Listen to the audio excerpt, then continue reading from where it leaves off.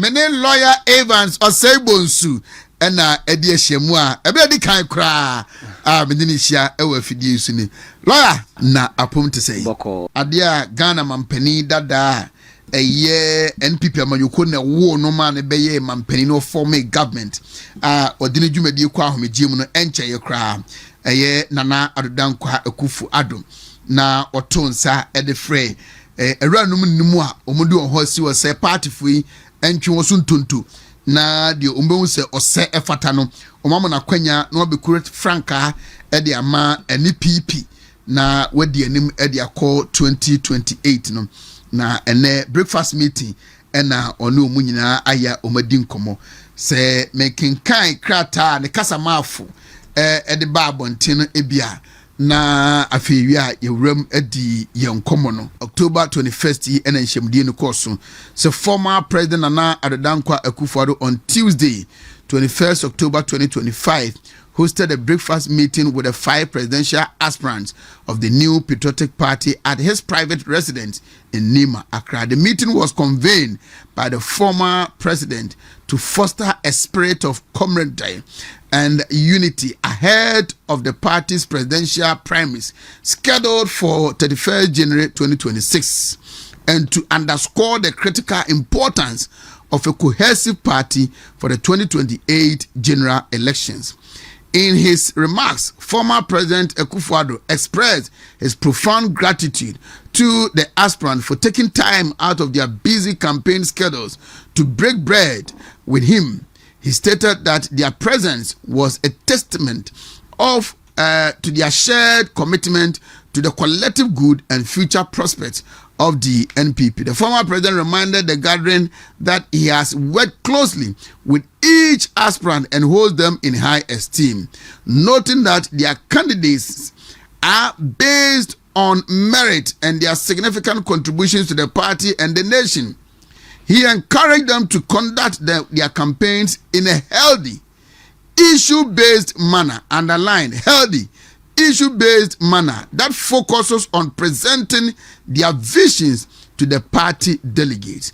Former President Akufo Addo emphasized that his primary commitment is to the unity of the NPP, the credibility of the process, and to working towards a properly energized and rallied party fully prepared to secure victory in the 2020 elections.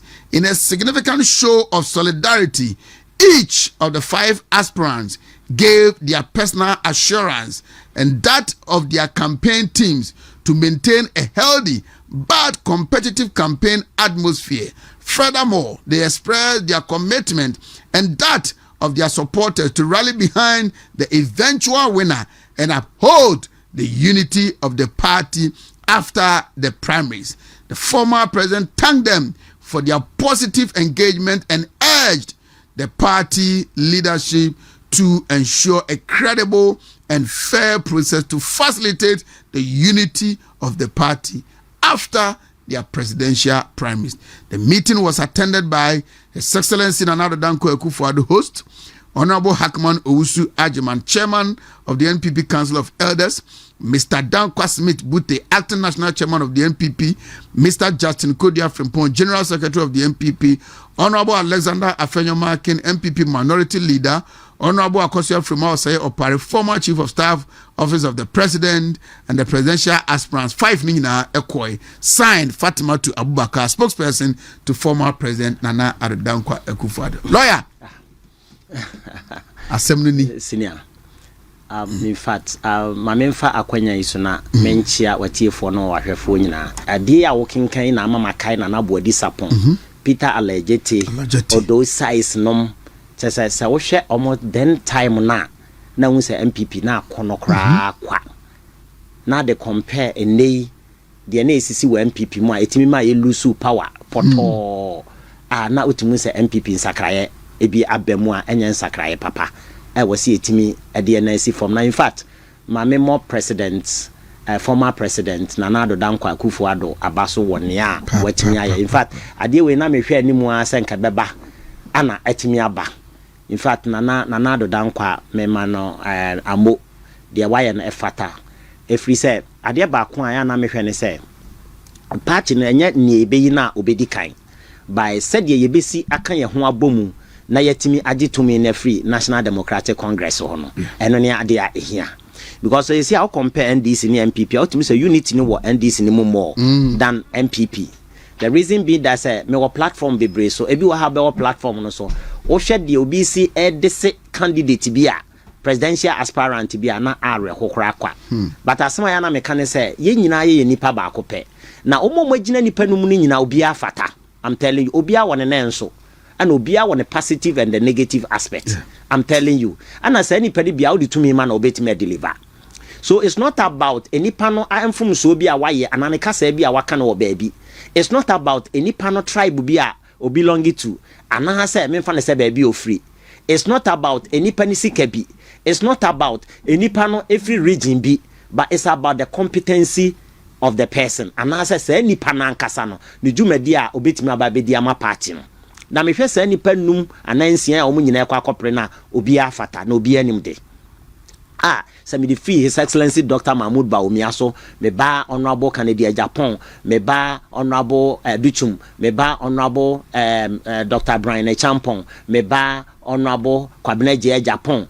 In fact, the mirror fee obi a the mirror fee no na what try no correct me. Wuni say any penum ni nyina obi afa. Oba Honorable Kwabena Japan engineer pa of fata. We are very humble kase bia even brofo beka. Utumi say nsem a ode beto ja bia enyansasem. Oba Dr. Mahmoud Bawumia adwenkese adwen a ewoni tirimu enya adwenketwa MPP of fata. Oba Honorable Canadian Japan akompre kwa kokoduro ni. You see edru ba bia utumi say Ghana ye hia kokoduro. Unse say nipa no timu say ye pe obi so NDC fo ntimi nsensisi no so because obi na no NDC fo no ne hu ato omo so enti ono so fata oba Honorable Aduchuma ne kasa o kasa utimi so ogina ba bia na in fact na wosen kora gu on say onim de ne ahwe free SHS I dem ano hwe Dr. Brian Champon utimi say a very noble man, very humble and sober. And osan wakukodo there was a time me say NDC 4 year they will see pie na no kasa aye no gina platform so ka so beche no kwa o ma ntimi say aka kokodra osan was akokodro ni bi MPP yekuta men adenti na unity ade ayehwa aye unity enkabomu na enkabomu no betimi aba chitafo so ka ho bi because chitafo no nsem a ombeka ene ne obi beka ene ne obi de beba beka presidential aspirant bi eno na bema entamotete betimi aba.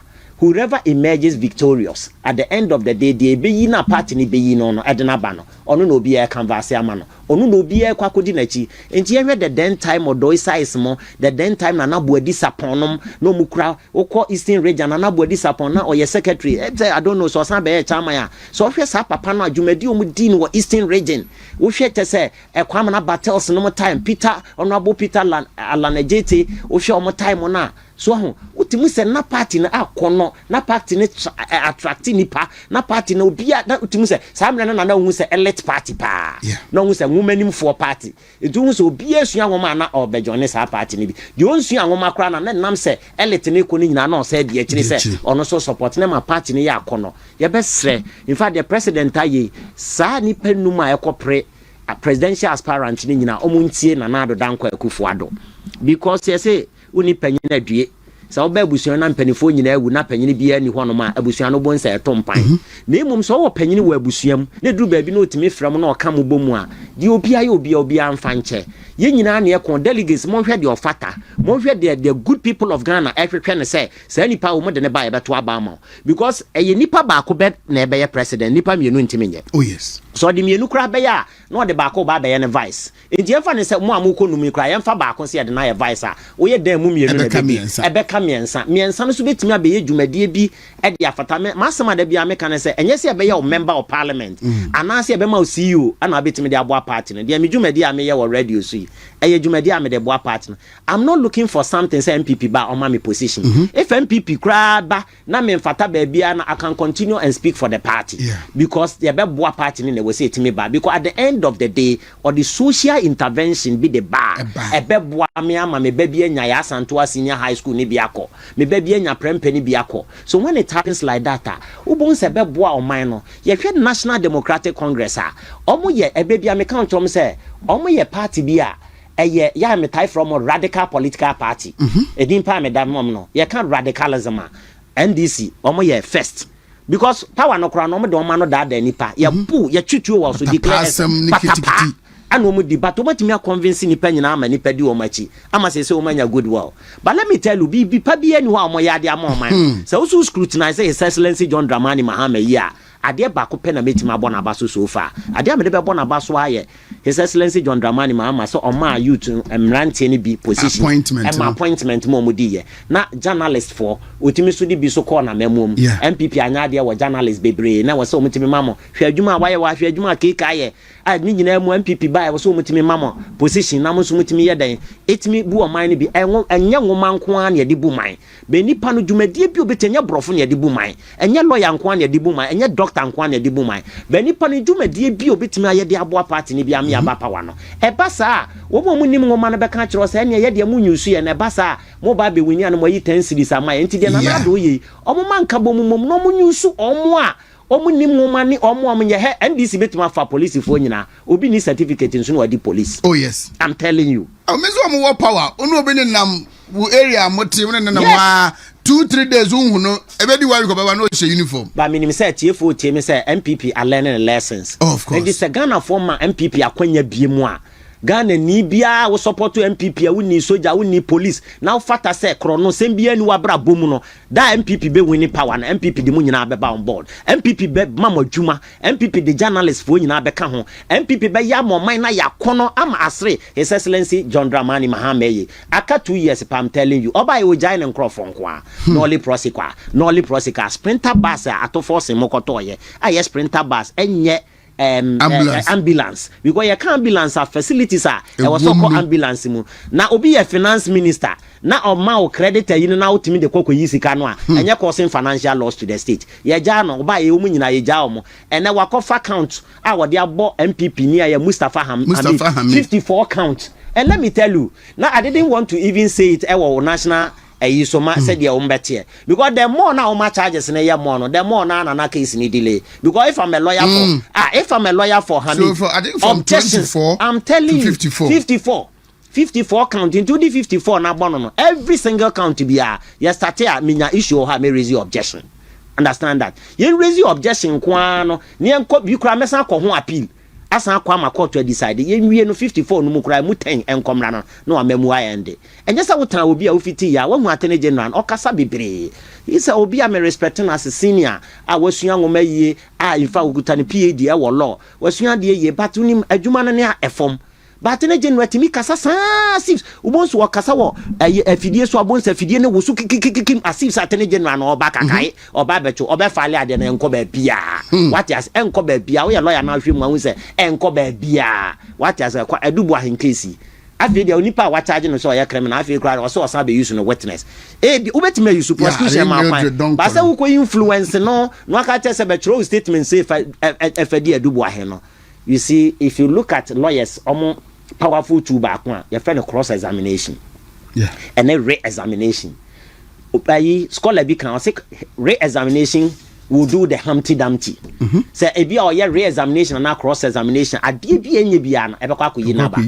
end of the day, no credibility me daddy. Don't be one say nipano acquitted and discharged. Ye be okay, ye court to be brain, ye near journey panibi. Because if you was a wajuma na way and everyone me hunu, ebi cry or honor 2 hours in Panasomuno, one for forensic investigation be audit be a man. I'm here with you and inside the sum. What attempt to Canada, but to I didn't choose say any panon and a curate you no more toy. What cry man, be a head after 2 Namade Babadano. It's a court of law and court of evidence. And evidence is what you can say be evidence and now proof. What is proof? Proof is the preponderance of what evidence. Our kind of major labi versus labi. Proof is a preponderance of evidence. And someone would be baby dear dance, no, and never no crana or honum. That nanado down quite snap.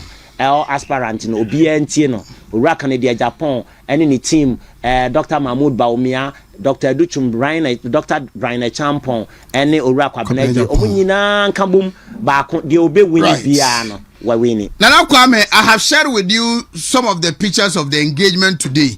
But beyond the meeting today, and the assurance the 5 aspirants, my former president, and then the general secretary, party acting national chairman. What should the party, the national executive region, constituency executives do to ensure, say, yes, they will live with the words that they outpour there? You see, it's not about mere averment. Because I it is not about mere averment to say meye. The manuaka. Because until I court, I say court no proof mere averment. So the one can be a preponderance of evidence. Eti wakwa shebo na nadu anima. I was say wako the talk. You understand that? And party na come here say anubo say party no empese obetwe obi aso intentem. Because baby a yedro no oye the punishment mo obi na nipa na ate no ho ote no ho because party ni nyina yi UP plus yes UP what you say it me I was telling Abraham me say MP ba ko so the UP ne kokot na am say wow look at this obi so in the party the UP a na ye party dada no akofa UP ne dey ba January because of attention attention all pa ne say ye beka some de ne kokot when ne kokot ni edi mo nkomo na fa wiase nyina na be fa Ghana nyina no Ghana for best start here do matem so wafa UP the motor launch na matepa. So the point is that obeya there be distracting more attention. Ne basa mo kokot ni nyina na amanfo mo lose vote. Leave no man fa no UP. Me gina he me koto aba minim se kukurudu osono ne da no nti me kwa akotim. Edi say ye hwan you say Dr. Mahmoud Baomi say ye Owura Kennedy Japan say ye Owura Brian Champon ye engineer ye Dr. Duchumo me kwa minim dia me kwa akotim ama no.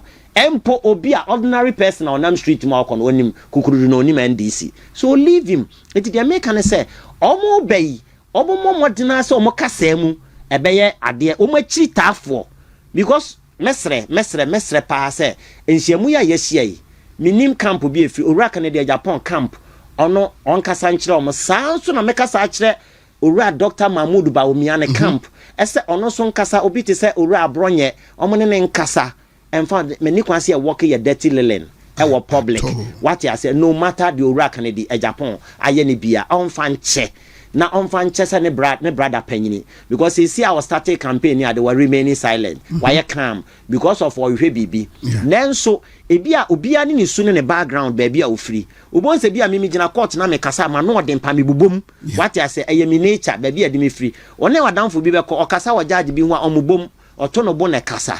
Obia ne de edi se ye de se nipa ni nyina afra ana etime de ye ekuo what you say ye nyina ye firi ba bi fa akon ye nyina ye wa abotra entimi ema ekuo ntimi nkoso obi wa akoma obi wa abufuo entime sere ne se de ade bi Owura Kennedy Japan aye ne bia no one nim kamom no one ne nye den enye baako no nye baako se bia okọ support no ba onpa echew pakura no de be ma no anase obefre no mo mienu ni nti party ni nti. What I said because you need baby akọ madam for be na kan no London na one me kasa da bia Abraham visited UK I was Scotland was no place is better than home. You see when amani aye nemu ye kwa adwuma was 1650 Landing Road hwa we anya de keto aye nhye da ne aduane papa bia ba Ghana for expect it nti one ka kire me say obi be chro se maniska but chro wa wo de ya afasika na to basket mu na kan bom be for be 1 year enu time a wonyi is sa paper no be hu sika dodo a wo send de call Ghana and so bra wa how be hu no place is better than home and no place is better than sa MPP as a political party NDC ne kra wo hia party a ono so be challenge na obeba power na se Ghana fo nyina de power e de National Democratic Congress a e de ne betima aboaye hwe sabri omo so firi so na abehu na omo to sika o madie omo firi so na e bia me de ya asem kan o me nka asem we evidence da e bia Owura Sami Jamfi be firi so na abehu ne sika na e de tua ne kan sika wadie me de ya asem kan me ne hunu bibia eno na obehunu da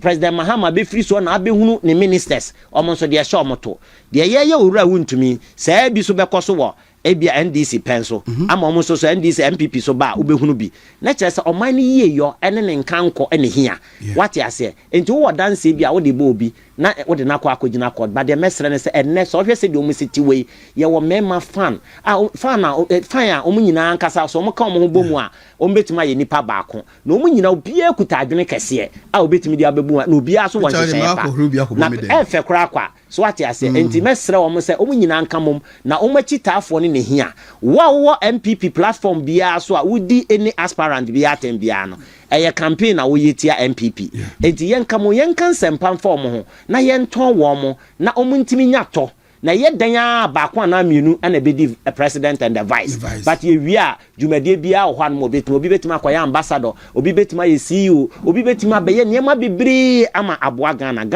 kan kon ye hwehwe na nye se onkwa be president nti ana onkwa. So do you subscribe to the call by some party people say nke be ya yenyi running mate ni free enipa nine na wo mu ni nkuru ba akumu? Absolutely. Oh really? Me know ya 100% because on ane say ankrofo ni nyina ya adwen say nipa 5 way say party ni be no matter the obey emerge victorious the obey win bia say ye hwan ni be win say ye owura bran na champion say ye owura ba omia say ye owura Canada Japan ne keka ho nyina no the mesra ni say uwie ya onipa na ba ko no ato nsa afre no now deny your vice because o woni me dey omo nyina so awura di kan yesan de bibia to ncha mo san wo resource sika kakra omo de boa party no wo de ne kan wona na adwene no no be hye na aboa dan say ye fitin ya wonya wie no akope ke vice de na free baabi vice no mentan obi aba vice ni bi wo ha amwa a party no so dia wo be ye betimi aboa won ne say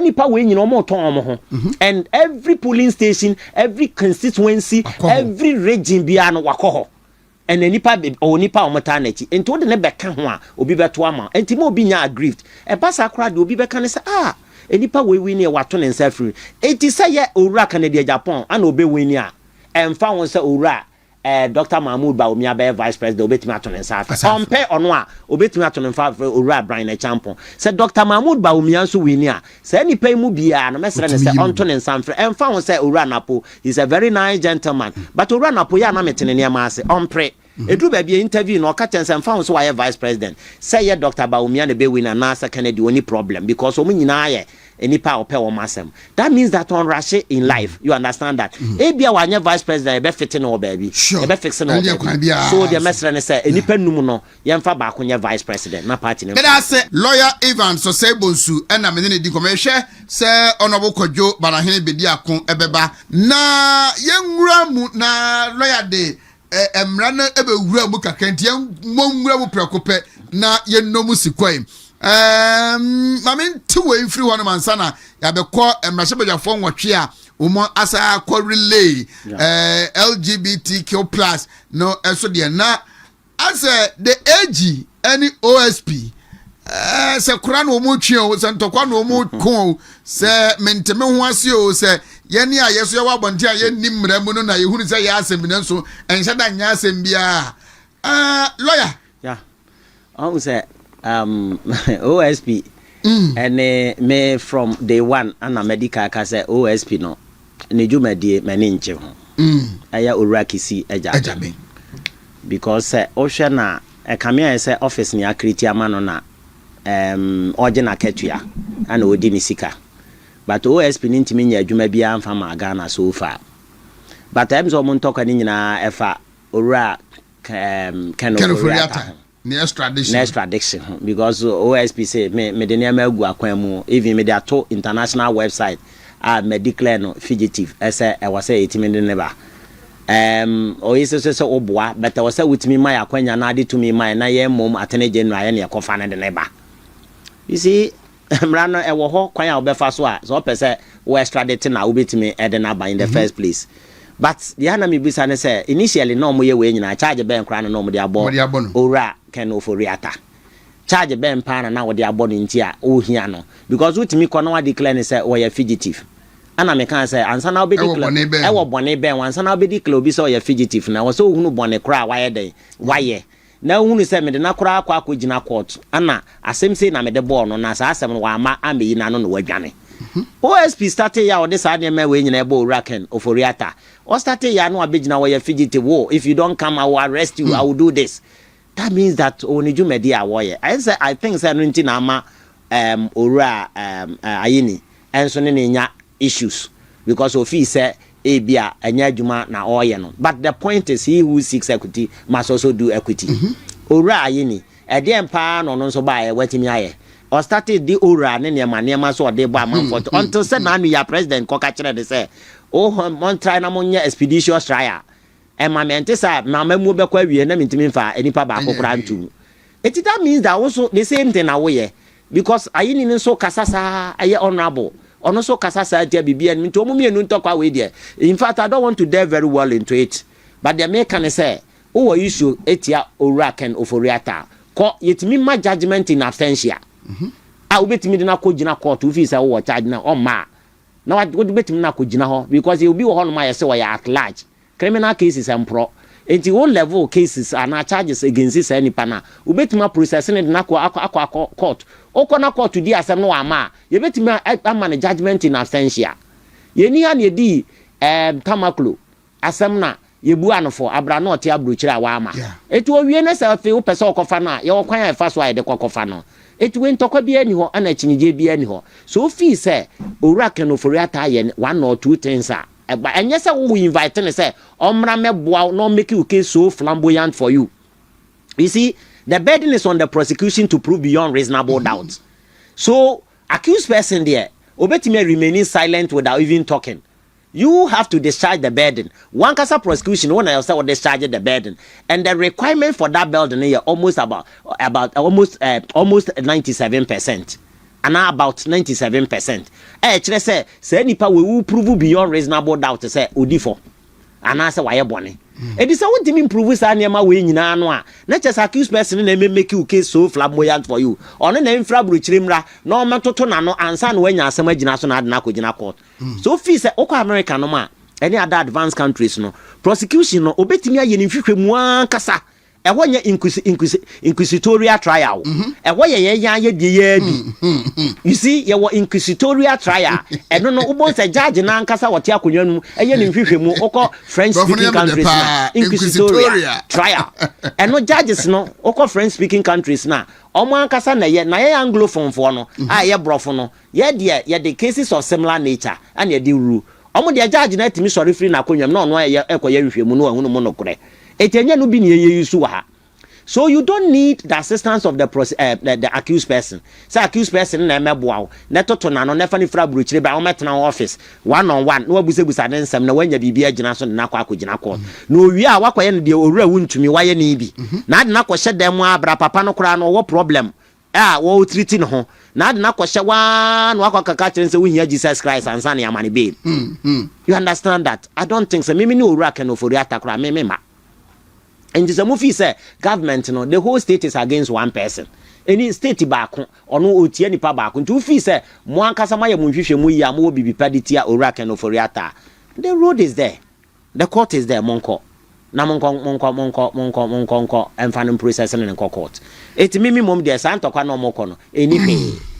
Yenhwe echina Ora Felisofo achise echina AG Rambo said Rambo as a deben diebe on Ora in Tichina or deba yeah or debeba na Dumbe area farm but LGBTQ plus I say it is no more an issue to ye men of God and so for ya woman the year topic on their pulpit and ananumbia omudi gunsa the so-called governance expert ye beto abai woman no bere mu anopa awia nwumre chese ubusa no security issue kra na no ako asem na no the LGBT abewuram na wafa no je say sa parliament asa ba setena bio ye say mrashebejafo enwotwe manentra ha na omosai ekọ relay atu mbio yes I can really they say when yes atra ho a bia na adu kwa yes here really mpo me da CP. You see, governance is in continuum amemuo we budu ba bia na waba beto aso so you can say governance is in continuum.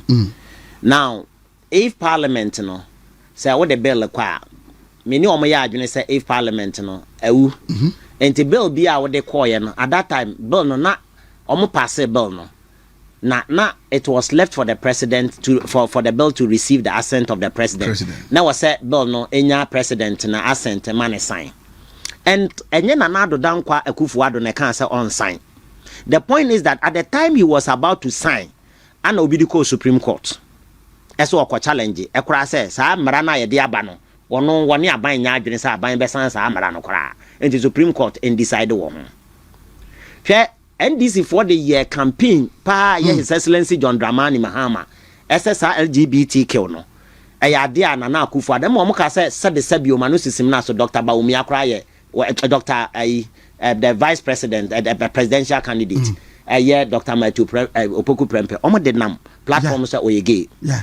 Kofa or Shata be a bonobo. A yomashen so dear. And this is for the Togana for I do. Yeah, send no by election. Almost a year per one now, cause numbers no so. Yes, the Bamra your fear. Absolutely. Yem passing. Anna Nyamia Dom Nagana 42 me amamo. Almost 1 year now. Afina Nipa 8 reintroduce bill na their parliament. Procedurally, a right to say osan de parliament be na parliament is abobo because if parliament na ewu enti abrane say just osan ye reintroduction of the bill at the court. Now reintroduction of the bill no it can be initiated by even a private citizen. It could also be initiated by a member of parliament and as a substantive minister a private media co.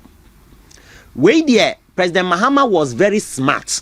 In just mo be na no kan say sa smartness we are mean so no clever na me person me mean smart clever say wono individual private individual and a debs have bill no kwaye Urasam George ne MPP MP a wo asen hono ba bi omo na de kwaye ntinya de a ono kra no obepene so se nka sa bill no kra obeje atumi but opese efiri abai ho na eko President Mahama can say asem e de na nesi President Mahama kwan say ono ampo entimi man substantive minister ebi oda no emphasize bill no nko watena ho no mo asem okan wanfa anya adwuma ana members of parliament ye nipa nwotwe asande akọ unim so mo blemu nana adodankwa akufu ado say enam sika bi a ebenti na international aid a be free international bodies one ma aba ni nti no enu nti no mpese obe sign bill no. Yes, I'm not disputing that fact. You see President Mahama try say ono so be smart say other international bodies ni aid be free ho aba no ye on pese obekwa akosan na wiase nyina beji atum se wakosan na other American countries ni other advanced countries no support to LGBT kill no omo ni benya problem nti no enu nti na omo ye reintroduction of the bill although procedurally e makwan se omo ye ne sa and by law e was omo ye ne sa but the point is awon haria wo de beji atum se de ora ene nyama wo de gi tum no eno ebeche. Because that is not the motive of His Excellency John Dramani Mahama. Because on the better wa ubon say ubehunu na ne third year aso na okwa no. Because the point is that if we are sick kuobi any we are say advanced country bia your madwene say sa LGBT na eye gayism and lesbianism no wo ye wa adwene say obesan a bosia anasika e de beboa wo mind there wa mamu no kra na si so na ema ye beboa ye be ya ma wo amamu no walusu. Entinya dia His Excellency John Dramani Mahama ono anka bi konka na asema obi na no kan ne se eya ade wono anka sa pese aban enipa na de bill no eko parliament o kan sa asem no etidie na si ne kwan se ne substantive minister entimi fa bill ne nko ma me hwe so already the national constitution article 11 it talks about constitution first and it talks about other enactment. It also discusses what customary laws. So we had the arrangement of Article 11 of the 1992 Constitution of the Republic of Ghana. Who say all the laws of Ghana are listed and the sources of law. One of the sources of law is a customary law. And the customary law comprises of what? English law and our local practices, our traditional practices.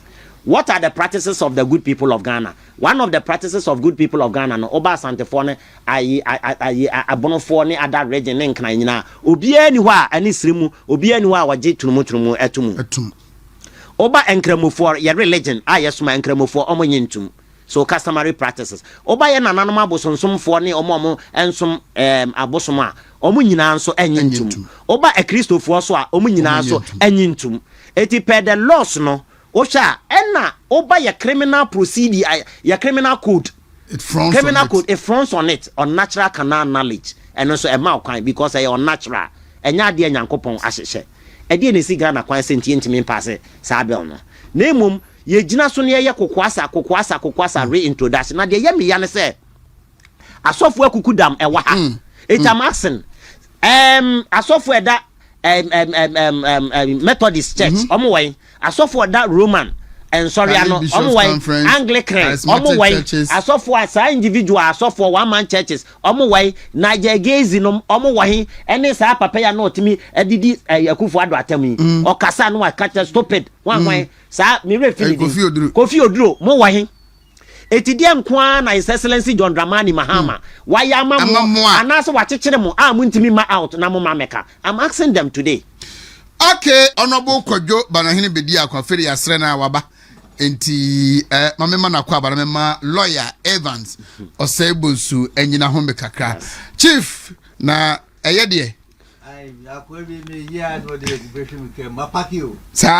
the former president Nana Danko Akufo Addo share the 5 presidential aspirants and say flag bearer hopefuls no enne eno ma bonkomo o ma hyenebo aka se omu kwei wo monto abo eho bete omu nkasa ye kase twitwire bia amem kwadubo a enni nyina so bia anim omu behwe so bunu machita afo so be kasa na ye bewie na party ni gina brane na party no entutu akuro na ya hoden enko fom hankomo ni edia ene edi bewura mu rahebadwafo enwotwe a omasan akore introduce LGBTQ+ ehon komo ewo rahebadwafie ni bi no ti mamintiu this why ade say wonya kuduru sa abere here o but me feel say 2022 no ene years ade we ene answer down to aboa amro yo ho anhwe obi ne na kai ya kai ni ma bibiro hon man kensi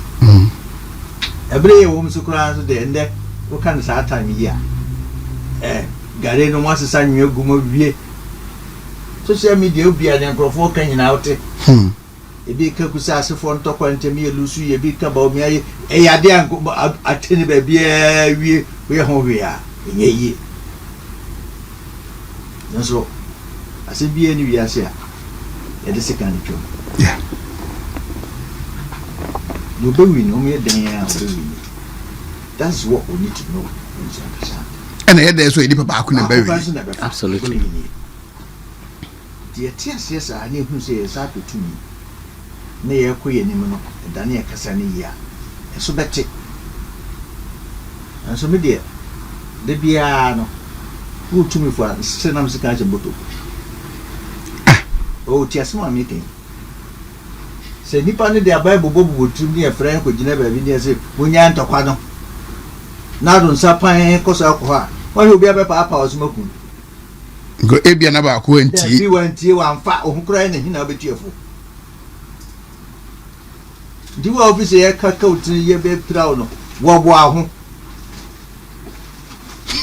Well, made a imagine, and your party for another will give the charge and me as a market. When I'm a candidate to be in the beginning, America. Sana Kameye. He said, Yo, no, ya, now fire. Inti, you'll be a console any day in company that are Eka, in terms of age, in terms of experience in politics, in terms of governance, Nina or experience, in terms of contest. Contest is as a joke. Maybe idea or experience. They move. Was one inside now to be a qua, didn't cheat. Some of a can do her, and also we are no.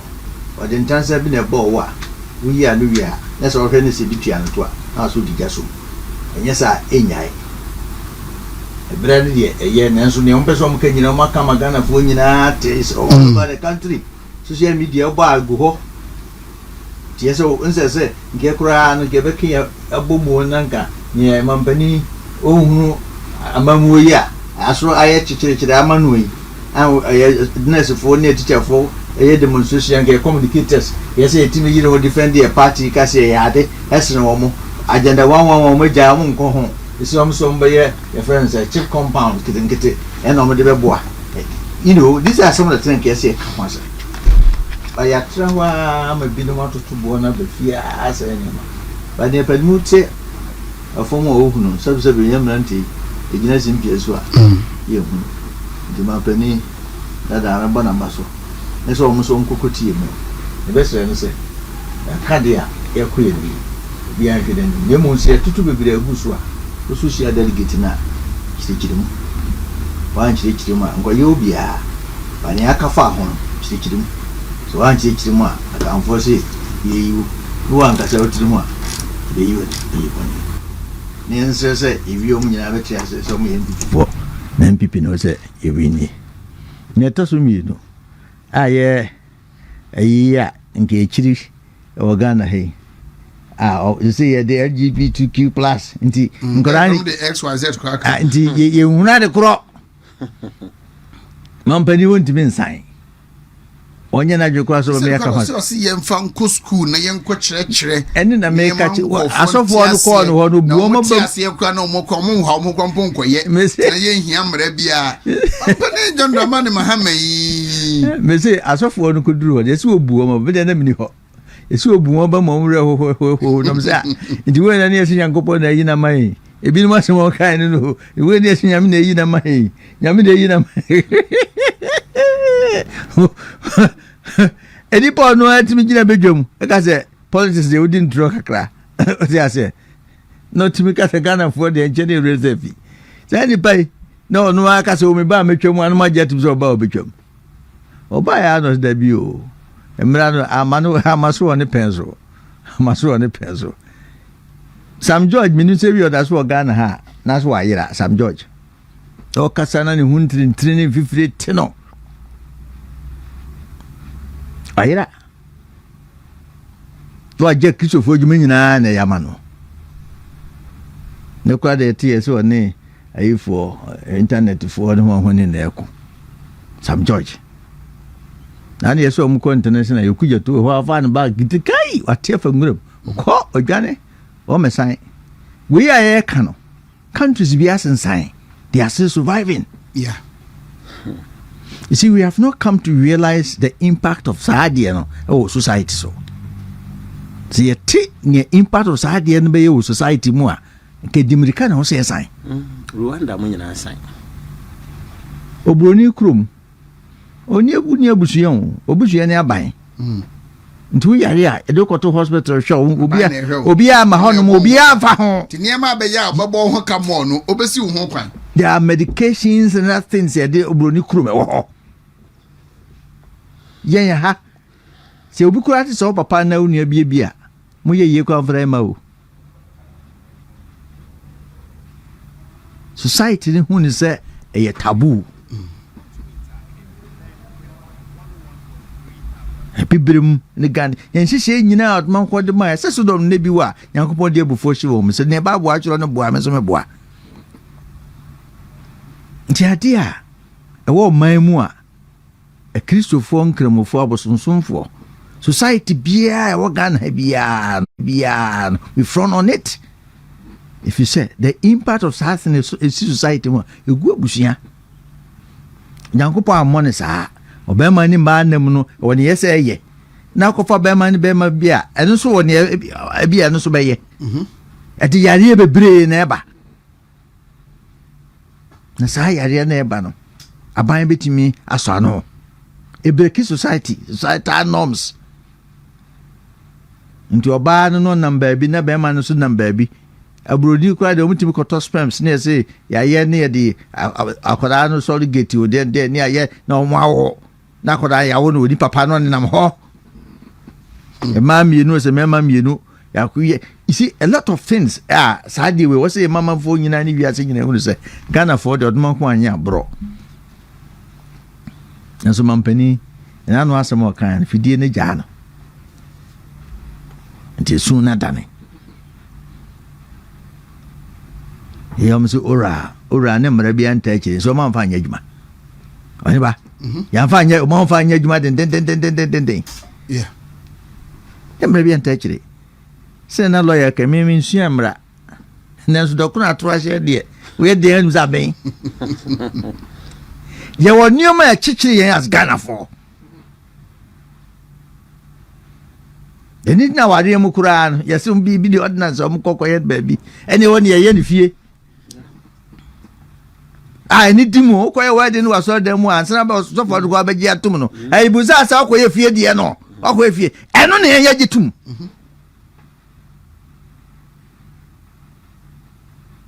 nti ye wani ma oduma ko ade dom yen a ye de abɔ bra fi tetetete ansa kwasi broni oba nti ayen fom preso akonfom preso aso fom preso nkram fom pani fom preso obuja pani fom preso Ghana fo nyina pani fom bia ade ankofo ye ne kukuo mu na say Independence Square yes South Africa fo bia tiesim o ma anye no omukromo na mema mienu no mu dinsemu no na okoye ne sebe ni ana ye nkrofo ti o tusu no mte ababobo mo no mpra o mo a se komakum nipa o tibide mampani na no asama o kan no Ghana fo tie ma ne nyana adwese na ni ate abroso a me de bia me se ebedusi ya to about 2028 na ndisi fo baka se mampani John Dramani Mahama oba MPP se nioma o ye nyina ye nioma 9% na aka no o mu nyina beda o mani abafie na makoto oba no MPP oba ye nioma ni nyina ma ndisi fo Ghana fo adwa wo mo big time because we kan nioma o mu gina so a ma Ghana fo bi ankoto aba we kan nioma o mu gina so a ma Ghana fo bi because mu kaya ma ko ye se chese mampani na ado dan kwakufu ado mampani dada embe obe sign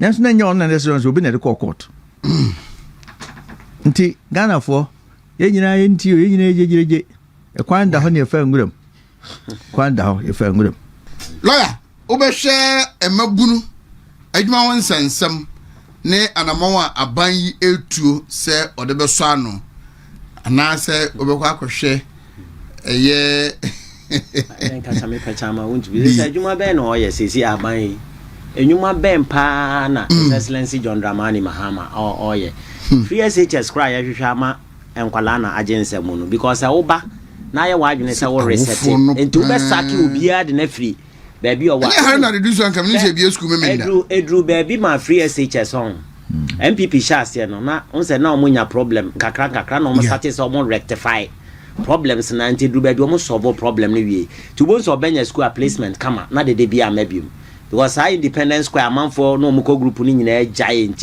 omo they were able to stabilize the system emma bibia ye kama oba ya reset into wasaki amanfo nyina afiri ho free SHS agency mu a sesi awofo su a ene dru ba bi na afi the minister yesi sika kra na yaji binim 70 million sana so ya de wako e dey empa na Excellency John Dramani Mahama yeni ya na o ka kire se free SHS oba ba beye na afi kra de school no mo ko shift no enyina o maja e afiri ho yeni ya na o kan kokon ketengete me de mi hu ade kra wo ye they say de wo ye pa me hu ni say Excellency John Dramani Mahama ma Ghana ne say Rambo Star ye cheche amanfo ye che wa de wako akoshim bill cry amount. Ya be ma bill so an amount conditioner hash. Who read Martin Pebu number 2 versus Attorney General number 2, 2015-2016, one Supreme Court Ghana law report at page 171. I see bail shouldn't be used as what punishment. Bail, it shouldn't be used as punishment. And all offenses are also bailable. What kind of clear? In the case of Okoye versus the Republic, 1976, one Ghana law report at page what? 80. And then a court in the kind. Was it the most dominant factor for a court to consider when granting bail is the reappearance of the accused person? Whether or not the accused person will reappear to stand trial. Accused person or be back. About the number and any man answer on ma. A one or so the money bail. Nan no bet me a bad ya. Never say who is one or men of substance to stand as sureties for him. Or men or mumutu. I will bet me a I will idea dance yes say and pa woman bail I sign ya did the baba. And no one factor. The person is not a flight risk. Unyane. The person has a fixed place of abode. Or baby or hena obetimi ehuno. Chama won't win a fence one kwa da many ko here. Me jina ho sami twa no pictures a fence walk keke. And na de womu ene de to form ansa no mo de ye no. Minim sa 20 mm the hwan ni bia. Ne fence walk right me estande e man bail. Enti wuchi nipa na wode ne to dem saa no na we use bail no as punishment. Yes, bail no flight risk nams na won't me be 5 years ni. What happened? Na so your flight risk I think go to me. 8 min kwa bruchiri enkwa nkwatena ntam okoye na okọ UK no. Omulusu election okọ UK e de na kan na obae. Yenye ni mamanfo amakode amochichi omo e de last year May ye ne vice president Dr. Wamia call Canada for program. Ye call Thursday and a program no Saturday, Sunday, Monday, new Ukruma. You see? Just no me cry is and I make say no place is better than home. Enti nipa no Johnny e dey akoy. You see nya power. Ya ne abuse power na to the extent say wo me mafia. But already fi say power no e transient e free ha na akwa hanti ene wo di power but e china power ne be free wonsa. Ana ade ba ko e ha me ne say ya make executive and answer the president in so superior. But that's not what the constitution says. By virtue of Article 69, President here dey be my impeachment for the removal of the president. But Ghana in such a way say party in majority no dom with the impeachment trial no and impeachment process in the core parliament. Yeah, you know. Kebetima tena Ghana mama His Excellency John Dramani Mahama we free Ghana ko. Na Speaker of Parliament ko. Na acting Chief Justice any Chief Justice po na acting Chief Justice so free omenum. Na Ghana da honum a clear constitutional what violation. A clear constitutional what violation. Na president no be free ha no be any omanum na sam re soja ni bi kwatwe tuo no so watu aban na gu na wafa oman na wa be ka chen say ye kobua no kumfo because wo na wa initiate sa de na ma aban no eti dia His Excellency John Dramani Mahama epe bia no ye because wo ya obi anka yete ya no watimi so bi emu ati ama ya trust stated misbehavior atro atna dem atro stated misbehavior owie stated misbehavior no ye two committee ye dey remove obi empo na brabo bebo wo wiase nyina ebe ye lawyer asan ye judge efri ne nkwala bremu nyina dia baba benyini no ya asase ya san block no enya dia na katu akra be san ya say ina free so as superior court judge e dey any stated misbehavior me trans ya adwene ho amente ase the word stated is what? It's an adjective word qualifying a noun misbehavior and misbehavior a noun. Eti adjective no framers of the 1992 constitution no eti normally stated that can misbehavior because they know adjective qualifies a noun. So stated it means that every misbehavior and once in be must be stated in our written laws. Read article 19 at 1911 of the 1992 constitution of the Republic of Ghana. It is clear that all offenses what must be defined and the penalty for it must be prescribed in our written laws. It's clear. Article 19.5 also says that Article 19.5 of the 1992, if the offense is not defined and the penalty for it is not prescribed, it will inure to the benefit of the accused person. A accused person also a baby. A him fana misbehavior, ya stated, and normally stated misbehavior. Now, confer dictionary near nya judge wa retai. No, Timiaka say, oh, you should dictionary meaning not they are finding what misbehavior. When the offense no yakacho says stated misbehavior, it means that every misbehavior must be stated in our written laws. In parliament, minority no say they don't want to be part until some behunu to say statement establish say that prima facie no. That is so. They just don't want to be part of. That is so. Anything. You see, I'm telling you that Chief Justice Oba on the veteran they just don't want to be part of. I'm telling you, you see what is happening, and they are rushing, almost rushing some best swearing in. I'm telling you, if MPP come back to power, they can even change. NDC can change the law. If NDC wins power, MPP wins power. Even what the Mamma fan says, so I'm crossing the next 20 years. I'm telling you, Mamma, no, said to any second, then the woman will be reinstated. I'm telling you. Because I don't the woman on it, you're sorry. Senior a lawyer. Don't make a and Yamraneka. Me met matter them much stated misbehavior. Does it mean say me transfer will be judge be call 6 Kumasi and not transfer judge no they are not chiji man or the back Kumasi. An administrative function again to me say stated misbehavior. Why was what me the nipa me call holiday masalete me ban me kunu. And I see can cry them masan return biaba a stated misbehavior. In which law of Ghana, laws of Ghana, and the actual stated, the actual says stated misbehavior. Messi would have look at the framers of the 1992 constitution, Sebio, Omi Jimmy for. A deity no man throw misbehavior and quanomly stated account. Senior, a deity no man throw misbehavior and quanom throw, omly stated account. That means that almost share Article 1911, the offense must be stated and the penalty for it must be prescribed in our written law. You cannot have a penalty for it being prescribed, being defined. Now, uni offense no defined. Every crime biano. I will say a crime is a forbidden act. Adie bi efom. Adie be na be crime bit my forbidden act. It will become a forbidden act only when you have a statute in position. That means that there must be a law in position, and that law defines that offense. That law prescribe what penalty for that offense, and the breach thereof goes with the penal consequences of the law.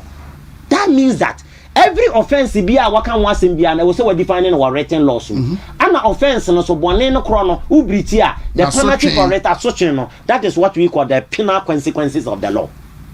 It is stated never become misbehavior no one. Misbehavior is an adjective, misbehavior is a noun, and the stated is an adjective word. Adjective qualifies a noun, and son a noun net me dimu. So if you say the man in the black coat is dead, in the black coat is an adjective phrase. See, you call comprehension. Yeah, English or school no. The man in the black coat is dead. In the black coat, underline what grammatical term is this? It's an adjective phrase. Adjective qualifies what? And now it is qualifying another dead man. It is stated misbehavior. No, stated na become misbehavior. Na mo bone krono. Na was a bone na he fan ya state. And any stated no misbehavior na henefa. Omumie Ghana books me na. I dare them. I'm challenging them as a lawyer. Omumie mu nyina me hwe se e henefa na yaka sa stated misbehavior na yaka bone krowo. Eti me se me dem a eno anem si chief justice we didn't intend them no do stated misbehavior.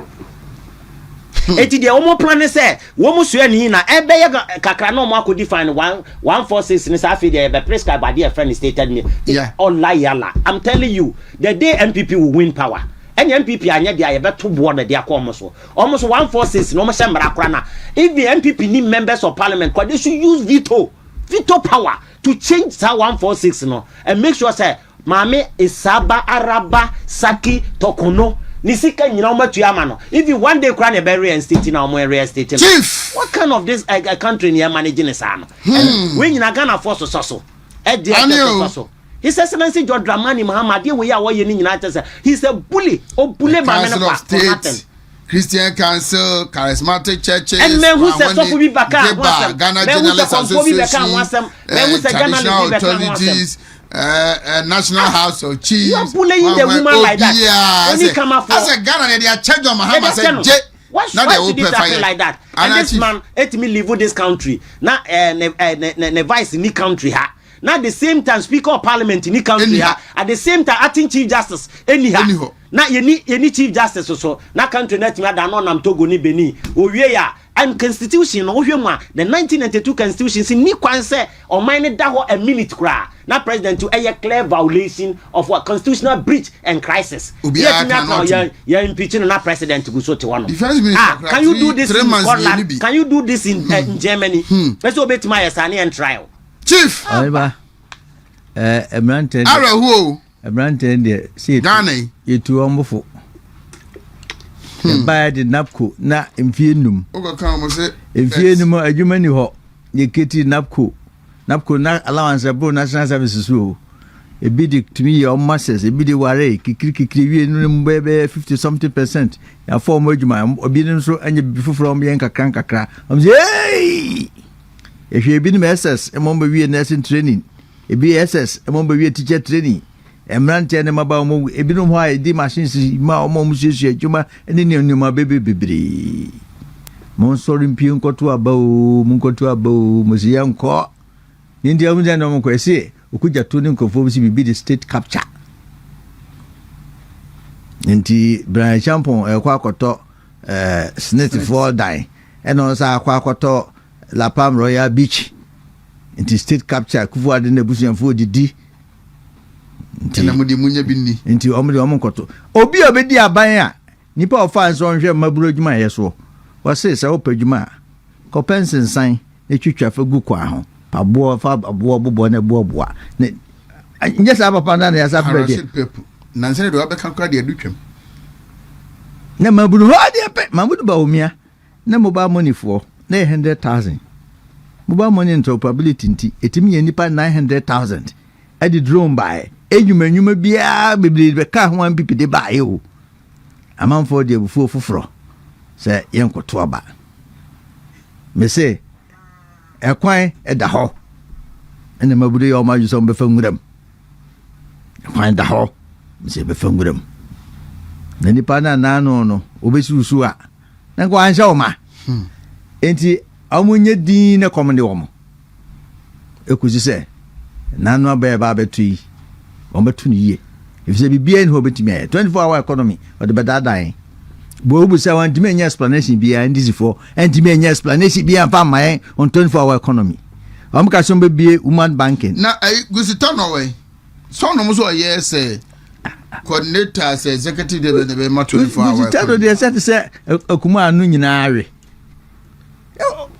omumia no bebi omumia no afọ tete ho sa o babunu so mo kasa fa 24-hour economy ho bi debi omde be mia Ghana for me say mabunu no omde mia ho mo tiaje so mo ye di na ba ye be 2028 no be say e be du so ye to aba na ndi fo baka so mampani obada ni MPP because say mo kan nyina no wonye na me ensa anyem ngomwan so say Chief Justice ye yi no ombe so mo de fufuro ba enyenwa ba akukura emano ofa ba akwa de badwuma no nya yimie no adi na high court nkwa appointing nipa 41 or some be appointed bia no say ye pack court Supreme Court ya 21 High Court is 41 enyemo kan nyina anye no an wo ye na so omu within 10 months na bibia no mu ye de so mu na kra na eye kufuado where are they? I'll be a mechanic beam. But I mean, say, you see, at the end of program, Nasi. Nakunyano, you see, near the Anapijanimu. So, until we were Kunyani, Naso Peho. Nani, the chairman, and not chairperson, man, a pigeon, no Kunyana, Chinchilla Befacana, not Nasro. Nebras no bar, if I'm more sorry.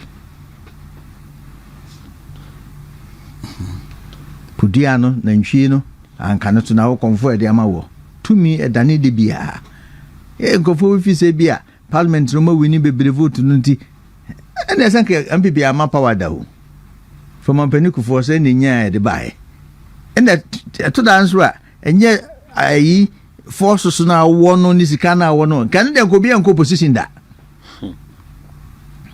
tigana fo be sa ato aba no demranti omu mu a omo ya ba ni yodium no omo na toda na me se suma omo e chese ni ma bu ha e so tu papa fo no anye se wan tu papa fo ni ma bi ni wu jaw na bu sia fo e ba hon be kire se e honen ti sa o so mo ye yodium untu bi nko a bill wo Ghana ha o ba na be se 90 million 86 million Ghana cedis minti bi da hunu bi da 860 billion mamen kan sana yensi atiase 860 billion na ga am say don ko fo jai na no kwa de ba kwa mtie na say black voter no hanom de amano e no matiase mu no hanom de amano yes EMP na hwana dia Ibrahim Mahama de nya na ozene de yo eno kwa ho asem oba ye maje azuma fuesi ye mfa ma omusi o wa take the back and forth ni so ye na wianso betima e bi kina wo na no de boko no muja boko na me de me ka che MPP fo mampani ku fo ba reconciliation no run ya bonkrofo kunkum krofo busiafo ene reconciliation na ya se na Ghana me ye masa Kufuado ba so sa wa mra mo de menye law ni bi oti ho ni process kwai no more process kwai akwai ba we yi ni pani nyina obi akonkro dolly process wa be yi wo nyina bi process kwai o ya process kwai dia process kwai ehu hia bai sika 900 wa the 40 aba system no fa nkodi ehu hia bai enso ne ya chi obi a on sign check da wenye CEO da wenye minister da dia di check na man no mu no ya kwache no ni wa approve check na ya sansan obia to odidi dan so Yankopon Israel no Israel national chairman de comment no me den obedi te Yankofo bi so na no akokonde ko shase yi no wanzabani ni nyina ye hu wo mo eti NTS yes nsuo eto ne ehuna de beche eni nsuo ye no wianso betimi ayi bi Timranti omu bosine gigri omu bosine. Omu hini ye. Makusenite. Lawyer. There me debe kana masre MPP. Efo mebunu nyina ne se omungu so mfa pai bonta party na chi. Sure. Na Ghana for so omo antenase na omo nhwe omachi back. Na omo nhwe enema ebosha His Excellency John Dramani Mahama share. Say watimi adiswa because dollar na okan no expenditure na enko you because nurses ni bi wa na entua omoka. Say utua ka na o sha say o spend there o dollar rate enyina ba bi ejina. Ghana for nhwe ni nyina. Na omunwu se MPP NDC ya dada na omde be dada Ghana for. Na omunwu se MPP opposition na. Sa MPP for learning lessons bebre. Na mistakes bi wa MPP ya on send repeat biem. Ato. Eti dia mesre ene se Ghana for omunye humobro no monsama party no omokon no. De wa free mu de okọ de all say party no on sambra back.